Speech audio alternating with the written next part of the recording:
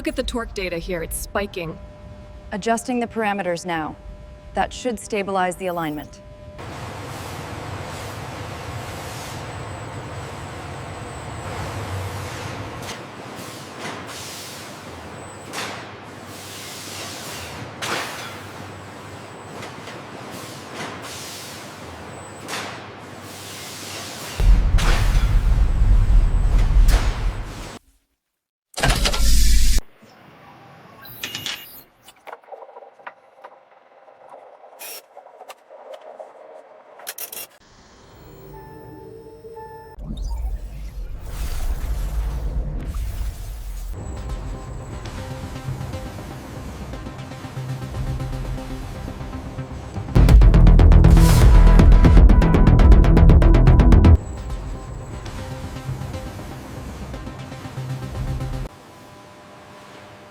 Every Cybertruck undergoes rigorous quality testing before delivery.